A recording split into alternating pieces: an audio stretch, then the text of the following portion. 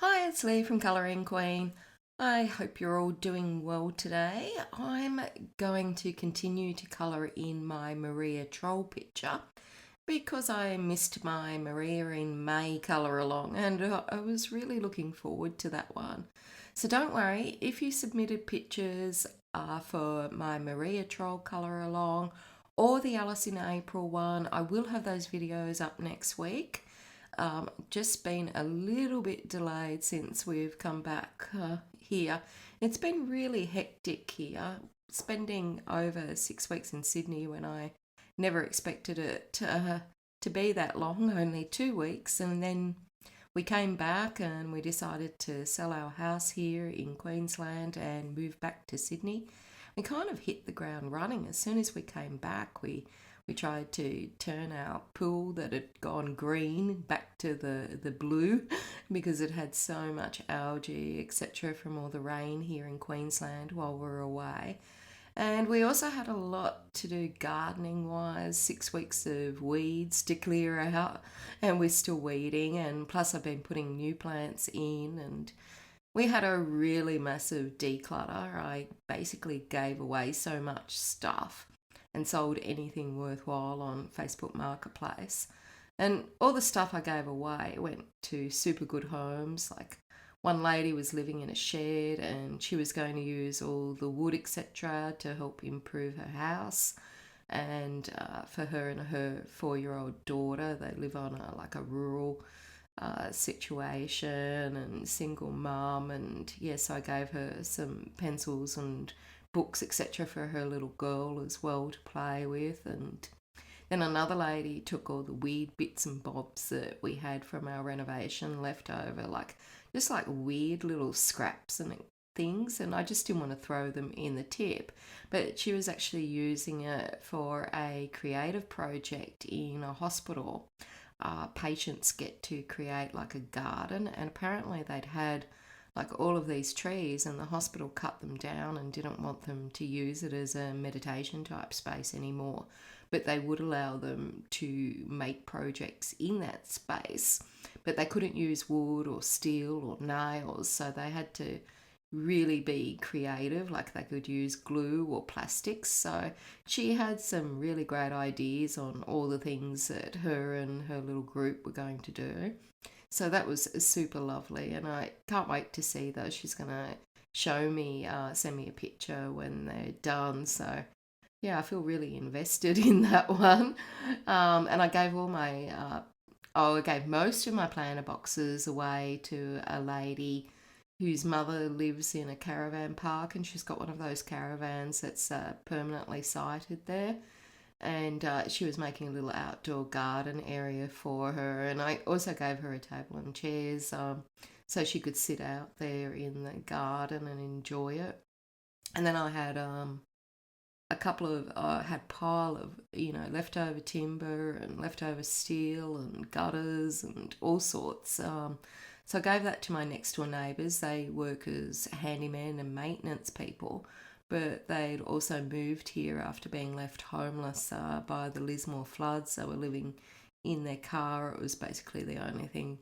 It wasn't even their car. Someone had lent them a car so that they could live in that while they found accommodation and moved to Queensland to get accommodation and sort of start a new life without water coming up onto your house and everything like that. So and then I had a pile of plumber's pipe, and a guy picked that up and he turns them into little strawberry towers filled with strawberries for kids that live in apartments without a garden area. So, all in all, it was a really good declutter. I met heaps of lovely people who are doing great things with free stuff, and I love seeing what people upcycle and redo and all of that. So I think it was, well worthwhile. Plus, our space is so much cleaner without a lot of this.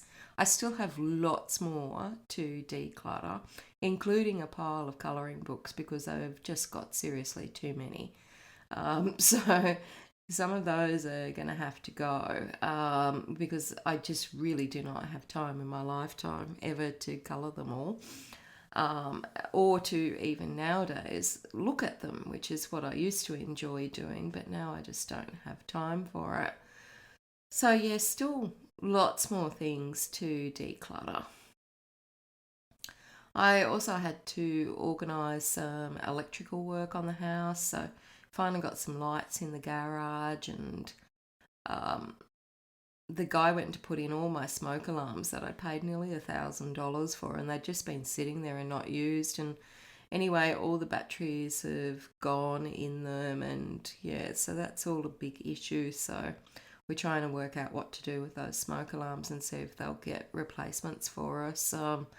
Because I don't have the receipt. The electrical guy, the electrician that did that work, he bought the smoke alarms and I paid for them, but he's kept the receipt and now he's no longer in Queensland. So, yeah, fun times. And I doubt that he would even have the receipt, to be honest. But anyway. So, and also we had to get someone in to organise the replacement of our balustrade on one of our staircases because it doesn't meet the building requirements. So both of those things are sort of half done at the moment. We're half done the electrical work and half done the balustrade. And then, of course, we had to get the agents in and to tell us how much the place was worth. And our neighbour over the road had also put their house up for sale. But, of course, you know what happens? When you're away, the grass is always greener. And up here, the grass was really green because it had actually been raining a lot. But seriously, the grass was greener in Sydney, Queensland. So as soon as we got back, we started to like it being here more than being in Sydney because the yard is bigger for Buddy and the neighbours are kind of nicer, but you've got a bit more space. And in Sydney, I could, put my hand into the neighbour's kitchen. We're that close together. And the other problem is that, of course, the prices have really dropped here in the last week or so. And places are just actually getting harder to sell. But the real crunch for us came the other day when David found out that the job he'd lined up in Sydney is actually looking a bit iffy at the moment, meaning there might not actually be work for him if he goes back to Sydney. Whereas here in Queensland, there is a ton of work. There is so much work lined up and in the future. So, we weighed up all the options and we've decided to stay. We're going to stay in Queensland. We're not going to sell. And plus, David's mum was so much better. It didn't seem like we were needed in Sydney anymore. So we decided that we'll stay here in Queensland. But of course, you know what it's like. Murphy's Law. As soon as we made this decision, David's mum took a turn for the worse, and she's now in hospital again. So we're flying down tomorrow morning to see her. We're going to spend a long weekend in Sydney and sort of hopefully come to some sort of final decision. And we'll be coming back Monday night. It's the first time we've actually left Millie and Buddy with pet sitters. It's the first time we've been away from them overnight. So I'm a bit nervous and I'm really going to miss them so much. But, hopefully it'll be good. They'll be good. They won't get up to mischief, and hopefully the pet sitter is good as well. So with all of that catch-up being done, let's get on to today's crime. And as you can tell from the title, it's about gold, which kind of fits in my Jules in June colour along theme, but it's probably not what you think. Today's crime took place in Sydney, Australia in 2006, and thieves attempted to steal a whole building.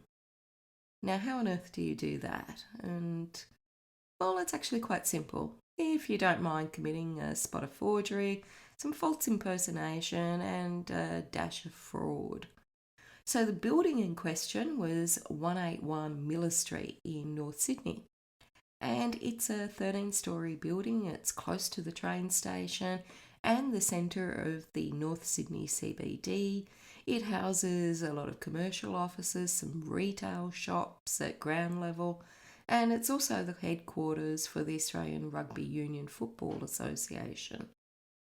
Now, the building wasn't mortgaged, and a company owned that building, which the company's name was 181 Miller Street.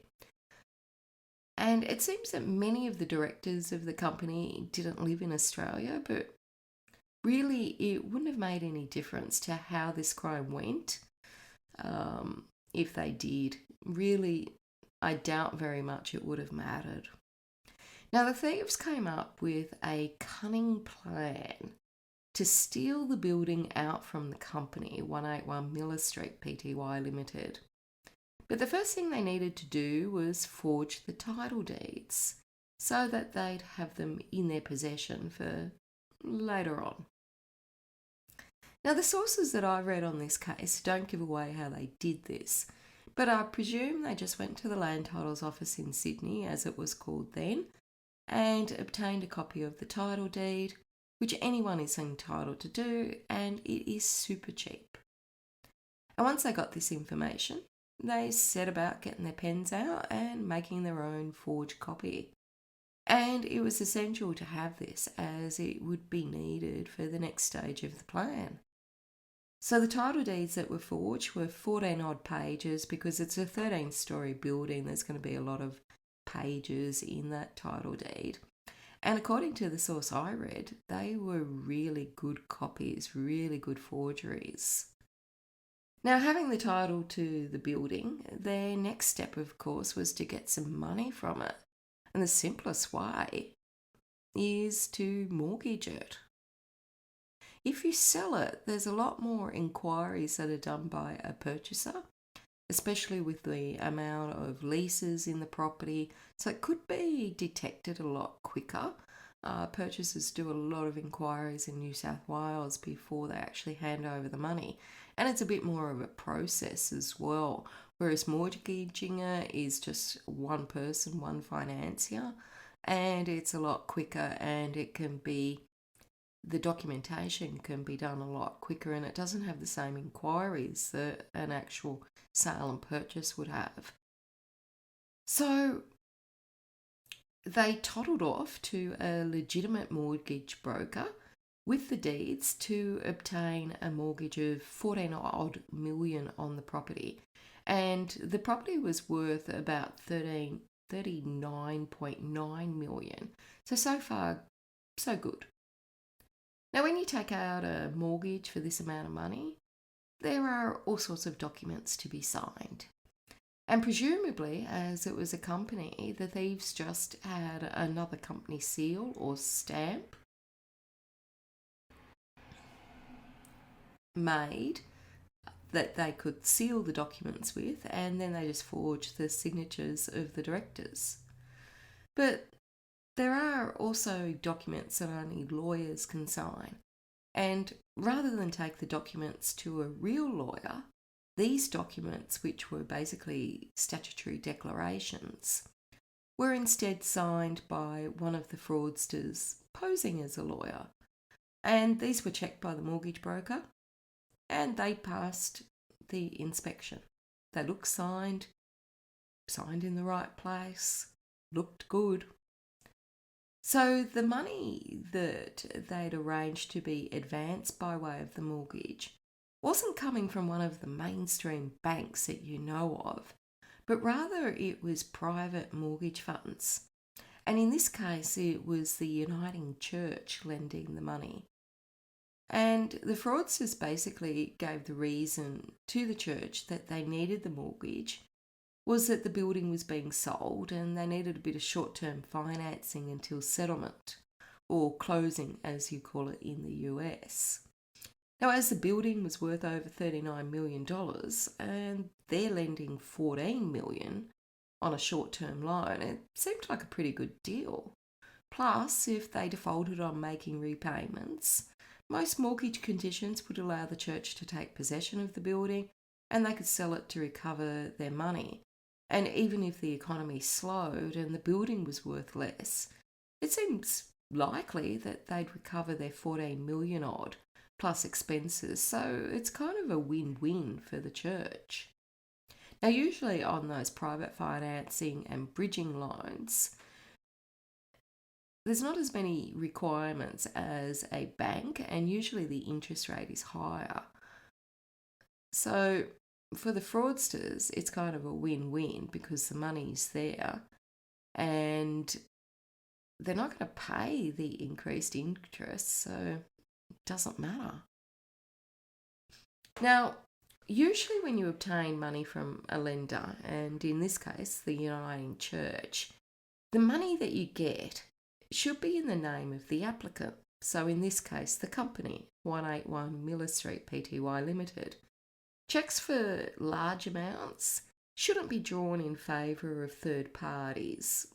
So like if 181 Miller Street owned the building and I asked for a big cheque to, Sportsbet, that should raise a lot of red flags because it's not the actual company. I mean, there are usual sorts of checks that's quite okay to have, like things for rates or land tax or income tax or water rates or things like that. But generally, the bulk of the money, the big amount of money, should be in favour of the applicant, not a third party. So the pretend lawyer, he arranged with a gold bullion dealer called Jaggards in Sydney, and he decided that he wanted to buy 14,380,000 odd worth of gold, which was the exact same amount that they were borrowing from the Uniting Church. And the Uniting Church was asked to pay that mortgage money, not to the company, like I said, which is usual, but to Jaggards. And they did that on the 16th of January. Now, Jaggards then ordered the gold bullion from the Perth Mint that supplies the bullion, and they took out their commission of 215,000 odd for arranging that transaction. So at this stage, the thieves were well on their way to getting over 14 million of gold bullion in their hot little hands. Now, the reason they wanted in gold bullion is because then they can convert that to cash at different places, whereas if they had it in a bank cheque form, it'd have to be lodged in a bank and it could easily be traced.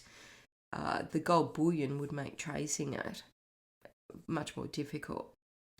So Perth is on the other side of Australia from Sydney, so the gold was flown to Sydney and it was picked up by a security firm called Brinks that are well experienced in the delivering of gold and other assets. They took it to safe custody on the 20th of January and it sat in safe custody. Now, the only thing left to do was deliver the gold to the fake owners of this building.